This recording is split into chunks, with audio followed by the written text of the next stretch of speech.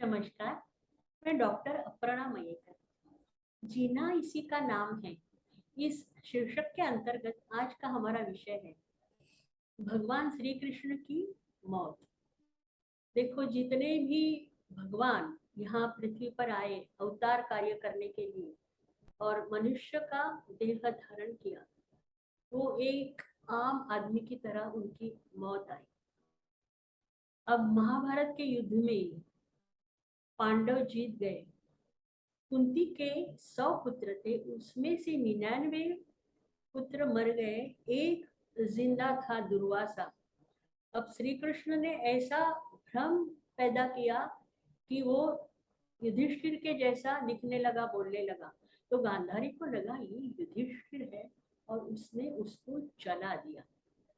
जब उसे मालूम पड़ा कि ये सब श्री कृष्ण का किया धराया है, तो उसने उसको श्राप दिया, कहा कि तुम्हारे यादव कुल का पूरा सत्यानाश हो जाएगा। देखो, कोई भी नहीं बचेगा, सब लोग एक दूसरे को मारेंगे और सब लोग खत्म हो जाएंगे। तो श्री कृष्ण जी ने कहा ये तो लिखा ही है कि ऐसे होना है, तो इसमें कौन सी नई बात है, तुम अपनी अपना देखो गांधारी क्या करना है। और फिर श्री कृष्ण को आगे का दिखता था, तो उन्होंने क्या किया, मथुरा में जाके जितने भी शस्त्र थे वो सब वहां से गायब कर दिए। अब ये यादव लोग के जितने भी लोग थे वो बहुत, जैसे वो जीत गए, उनको बहुत गर्व हुआ और वो रोज शराब पीने लगे, मस्ती करने लगे, एक दूसरे के साथ झगड़ा करने लगे। श्री कृष्ण का जो लड़का था सांबा, उसके मन में ये बात आई कि थोड़ा मजाक कर लेते ऋषि का, ऋषि मुनियों का। और उसने क्या किया, उसने एक लेडी का रूप धारण किया, औरत का, और ऋषियों के पास जाके बोला कि मैं पेट से हूँ और मुझे ये बताना कृपया कि मेरा लड़का होगा या लड़की। तो अंतर्ज्ञान से ऋषि ने जाना कि ये झूठ बोल रहा है। उन्होंने बोला कि तेरी जुर्रत कैसे हुई ऐसी बात करने की, तो अभी मैं तुम्हें शाप देता हूँ कि पूरे यादव कुल का सत्यानाश होगा और तुम्हारी डिलीवरी होगी और एक लोखंड का गोला तुम्हारे पेट में से बाहर आएगा, जिसके कारण तुम्हारा सबका सत्यानाश होगा। अब जैसे ही सांबा की डिलीवरी हुई, उसने वो गोला उठा के समुंदर के तट पर गया और वो सब चकनाचूर करके समुंदर में फेंक दिया, पूरा चकनाचूर करके। तो उसमें से एक टुकड़ा लंबा उड़ के जंगल में गिर गया। बहुत शार्प था वो टुकड़ा। अब जैसे ही रोजाना मस्ती करने लगे, यादव लोग एक दूसरे को मारने लगे। अब मारने के लिए हथियार तो नहीं, गुस्सा आया, क्या करें।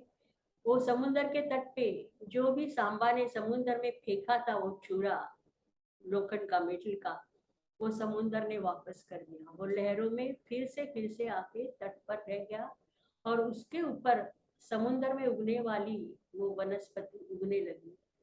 और ये जब झगड़ा करने लगे यादव लोग, तो वही वनस्पति, वही ट्रीज वो खींच खींच के वो मारने लगे एक दूसरे को। अब उसमें वो लोखंड था, इसलिए वो जख्मी होकर मरने लगे।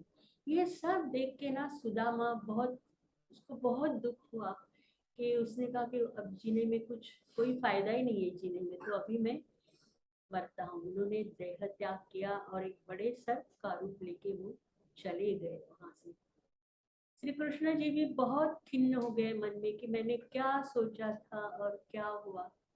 तो ऐसे वो सोचते सोचते जंगल में गए और एक जगह बैठ गए। अब जैसे ही पत्तों पर उनका पैर गिर गया, तो पत्तों की आवाज आई।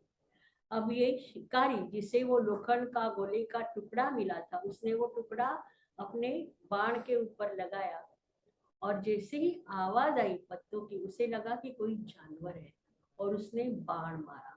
अब जैसे ही वो बाण गया और श्री कृष्ण जी के हिल को लगा।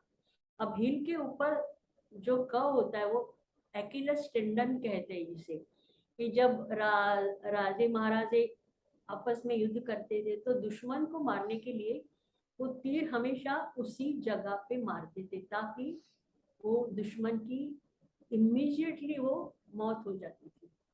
तो ये उसी जगह पे श्री कृष्ण को वो बाण लगा और एक आम आदमी की तरह उनकी मौत हो गई।